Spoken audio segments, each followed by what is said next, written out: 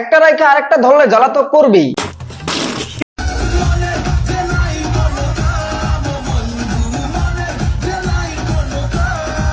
আর এজন্য আপনি করেন এত আকাম।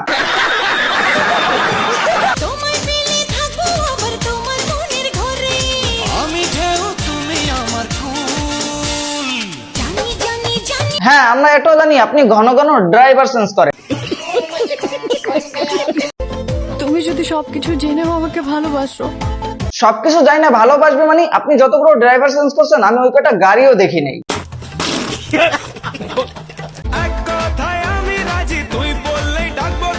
আরে ভাই, এত খুশি হইয়া কাজে রেখা লাভ নাই। আপনার মতো এরকম ড্রাইভার আসলো আর গেল, 2 মাস টিকবেন কিনা দেখেন।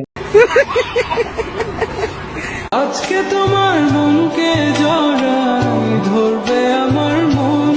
বাইরে ভাই জড়ায় ধরেন আর যাই করেন, দয়া করে লিঙ্ক বের করেন না। আপনাদের মতো টিকটকের লিঙ্ক দেখতে দেখতে অবিবাহিত পোলাপানদের জীবন যৌবন সব শেষ।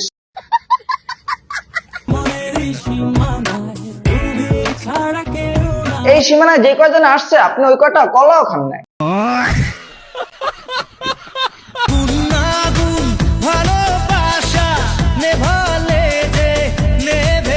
আপু, আপনার শরীরে এত আগুন নিভেলেও নিবে না, তাইলে আপনি একটা কাজ করেন, বিদেশি ড্রাইভার নেন। হারিয়ে যাওয়ার ডাকে এক ছুটে পালা। আরে ভাই, আপনি যারা নিয়ে পালাবেন তার আমল নামা জানেন তো? হ্যাঁ, আপাতত এই সীমানায় আপনি ছাড়া কেউ নাই, তবে আপনি কতদিন থাকবেন সেটা দেখার বিষয়।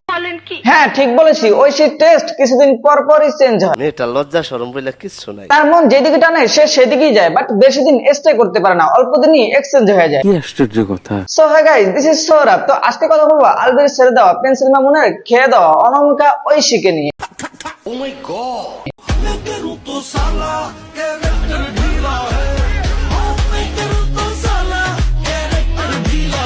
অনামিকা ঐশী যার শুরু হয় টিকটক দিয়ে, এরপর সে হয়ে যায় রূপনগরের রাজকন্যা। তারপর দেখা যায় আলবি তার মনের রাজকন্যা বানিয়ে নিল। বারে বারে কিশোরে প্রেম তোমায় কাদায়, তবে প্রেমিকা কোথায়? হঠাৎ করে একদিন দেখা গেল শেখ সাথীর সাথে লুতুপুতু করতে আছে।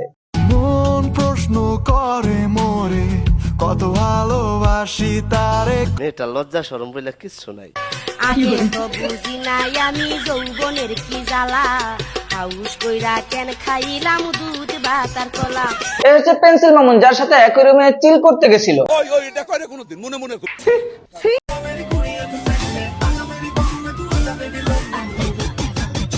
আরে হলো নতুন, যার সাথে এখন ঘুরে বেড়াচ্ছে কক্সবাজার বান্দরবান হোটেলে হোটেলে।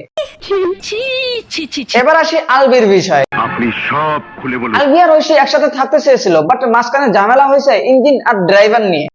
এটা কোনো কথা? আলবি বলতেছে ইঞ্জিন ভালো না, আর ঐশী বলতেছে ড্রাইভার ভালো না। তবে সত্যটা এখনো প্রমাণ পাওয়া যায়নি। কি মানুষ রে বাবা। এত কাহিনীর মাঝে ঐশী পেন্সিল মামুনের সাথে পরকীয়া জড়াইছে, তা আবার ফাঁস করছে লায়লা খালাম্মা। যখন ছবিগুলো আসে আমি অনামিকা ঐশীকেও জিজ্ঞেস করি, না কি বলো আপু, একটা টিকটকারের সাথে আমি দেখা করব? প্রিন্স মামুনের কোনো যোগ্যতা নাই আমাকে টাচ করা। আরে খালা, কি দরকার ছিল এগুলো ভাইরাল করার? তার ড্রাইভার ছিল না, এই জন্য সে রাতে ড্রাইভিং পরীক্ষা নিতে গেছিল। আর এগুলো দেখে আলবির খেলার কথা মনে পড়ে গেল। নতুন খেলনা আমি সবসময় গরিব মানুষদের ডোনেট করে দিই। আরে ভাই থামো, তুমি যে জৈলাপুরে মরতেছো তা আমরা ভালো করেই বুঝি। তোর মাথা নষ্ট। তবে এখন ঐশী আপা BMW ড্রাইভার নিয়ে ঘুরতে আসছে।